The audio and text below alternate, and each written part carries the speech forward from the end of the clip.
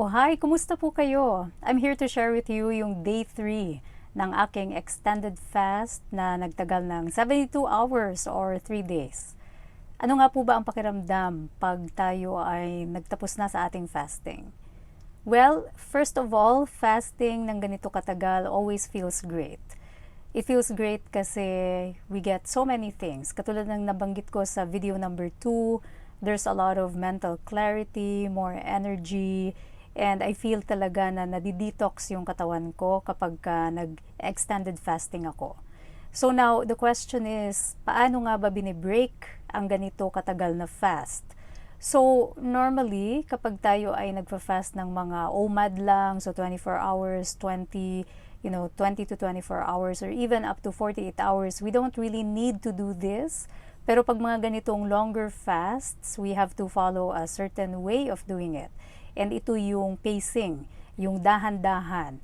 Make sure that you are prepared to break your fast. The moment that you plan na kayo mag-extended fasting, kasama rin sa planning niyan how you're going to break your fast. Bakit po kailangan natin gawin ito? Ito po ay dahil, number 1, yung atin pong stomach, yung ating intestines and colon, yan ay nagpahinga. So natutulog sila, kailangan dahan-dahaning gisingin, otherwise mag-aalboroto. So what happens kung bigla-biglaan yung pagkain at maramihan pa? Then it will potentially irritate itong ating stomach po, kasi it will put it in overdrive.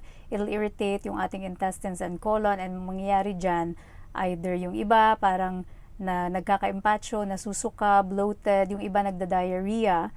And this is from the phenomenon na yung dumping po, dumping syndrome, kung saan yun nga, napabilis yung ating pagkain, and so hindi pa ready.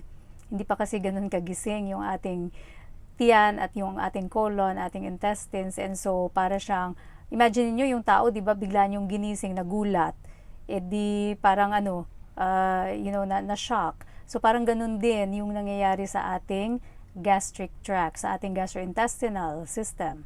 So yan yung mga mararamdaman, ang makikita, yung mga sinabi ko po. Most especially yung diarrhea. Ngayon, in cases of really like longer extended fast, so lasting mga 5 days and up, like 7 days most notoriously, dito nangyayari yung isa sa mga more serious na side effects ng yung dali-dali na replacement ng pagkain or pag-break ng fast. And ano yun? Yung tawag doon is the refeeding syndrome.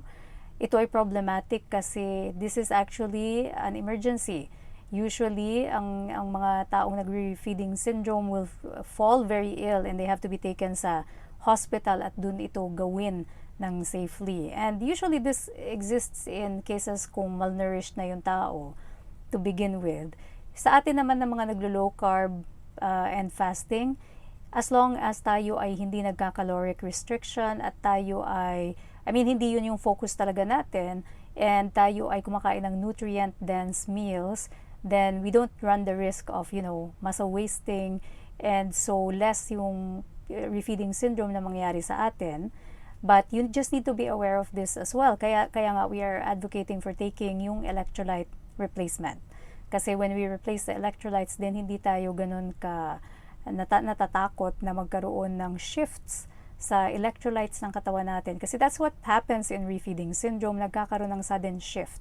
And so, ang mangyayari dyan, it affects vital organs like yung heart, right? So, vital shifts in certain electrolytes like phosphate, mga ganyan po, So, importante lang malaman ito just as a caution, but if you're just gonna do like 3-day extended fast, usually not a problem.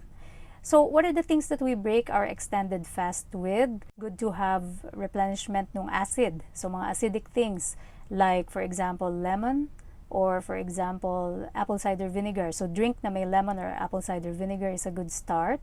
Just to parang jumpstart yung gastric acid na, na medyo bumaba yung secretion dahil di tayo kumakain. And then, the other thing that you can have are probiotics. So, ano yung mga yan?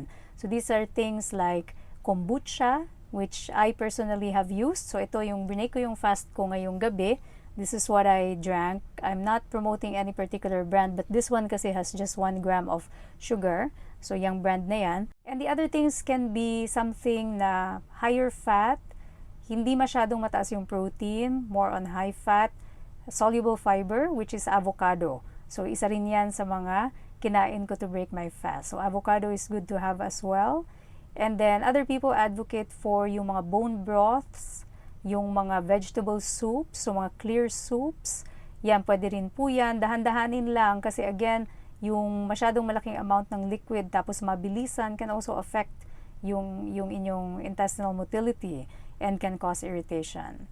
So, yan po yung mga usual na ginagawa natin, ginagamit natin to break the fast. You have to pace yourself. So, it's a good idea to do 2 hours each time, small amount.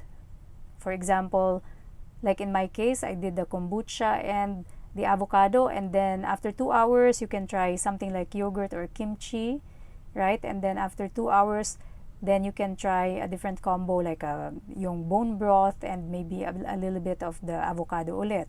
So just a word of caution regarding the yogurt, make sure it's the plain Greek yogurt na wala masyadong added sugar para hindi po tumaas ang ating insulin stimulation.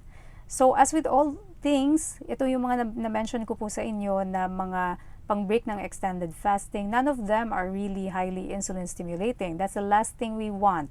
Dahil po, kapag highly insulin stimulating, baka bigla namang bumagsak yung ating asukal sa katawan agad-agad, right? And so, kailangan caution sa pagkain ng higher net carb na mga pagkain. And don't eat anything very heavy. Maybe try to do your pacing na, small amount every 2 hours, up to 2 to 3 times na ganon until you try yung inyong first meal na like a normal meal ninyo.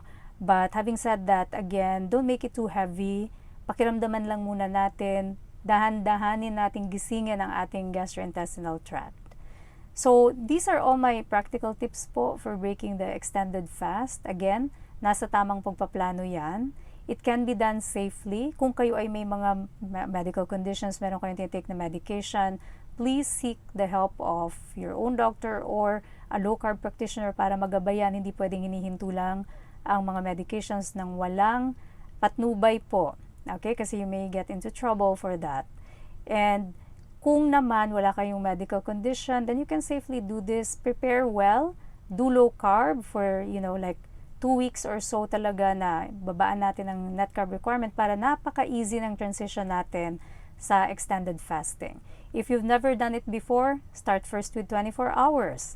And then you can progress to 48. Pag na-tolerate na si 48, then the next time you plan for the fast na extended, you can do your 3 days. Certainly, it can be done. And napakaraming benefits as I've mentioned in day 2 video. If you want community support po, join our communities. Nandyan po ang link sa baba. If you need proper guidance sa food guide, which I highly recommend that you familiarize yourself with, nandyan lang po siya sa levelupwithdriris.com. Napakarami po doon mga free trainings, free resources. Take advantage of it po. Hindi lamang pag-level up sa health, meron ding level up sa wealth po. So hope to see you again. Good luck sa inyong extended fasting. This is the most natural na detox na pwede ninyong gawin to jumpstart again your metabolism. Stay healthy po and stay low carb.